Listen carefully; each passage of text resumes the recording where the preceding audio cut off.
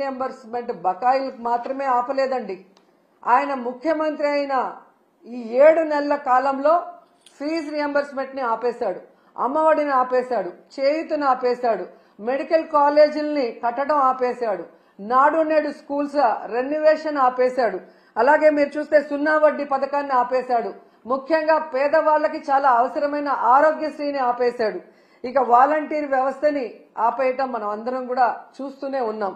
ప్రభుత్వ ఉద్యోగాలకి ఐఆర్ లేదు, పిఆర్సీ లేదు, కనీసం డిఏ కూడా ఇవ్వకపోవటం ఈ రాష్ట్ర ప్రజలందరూ మేధావులందరూ కూడా గమనించాలని కూడా కోరుకుంటున్నాను. ఎందుకంటే ఒకవైపు జగన్మోహన్ రెడ్డి గారిని తిట్టడానికే టైంని స్పెండ్ చేస్తున్నారు, కానీ వాళ్ళు ఎన్నికల్లో ఏం ప్రచారం చేశాం, ఏ సంక్షేమాన్ని అందిస్తాం, ఏ అభివృద్ధిని అందిస్తామని చెప్పిన మాటల్ని మరిచిపోవడం ఇక్కడ మనం గమనించాలి. ఎందుకంటే మీరు చూశారు ఏ విధంగా అధికారంలోకి వస్తే మేము సూపర్ 6 అమలు చేస్తామని చెప్పారు.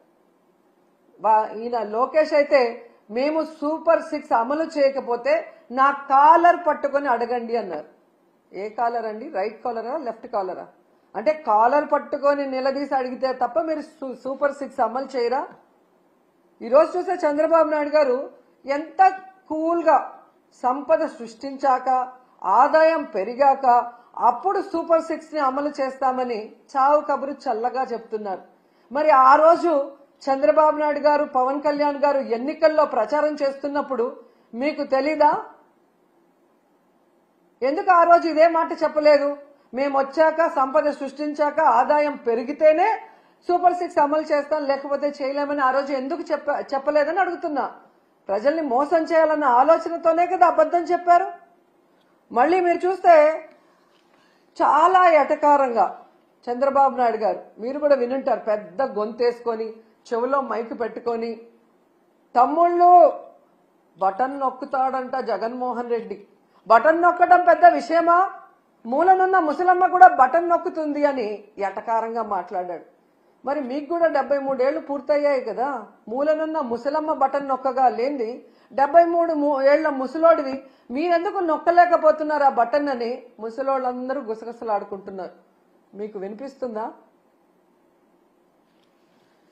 అసలు డిప్యూటీ సీఎం పవన్ కళ్యాణ్ గారు అయితే ఏకంగా బాబు గారి హామీలకి నాది గ్యారంటీ, బాబు గారు చెప్పే ప్రతిదీ అమలు చేసేది నాది వారంటీ, ఆయన చేయకపోతే నేను ప్రశ్నిస్తాను అని మాట్లాడారు.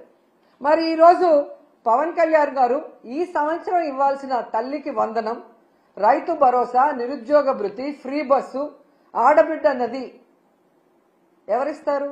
మీరిస్తారా? చంద్రబాబు నాయుడుతో ఇప్పిస్తారా? మరి ఇంతవరకు ఇవ్వలేదు కదా. మరి ఎందుకు మీరు ఈ కోట్లాది మంది ప్రజల తరఫున నిలబడి చంద్రబాబు నాయుడిని నిలదీయట్లేదు? ఏం అడ్డం వస్తుంది మీకు అని ప్రశ్నిస్తున్నా. ఈరోజు ఎంత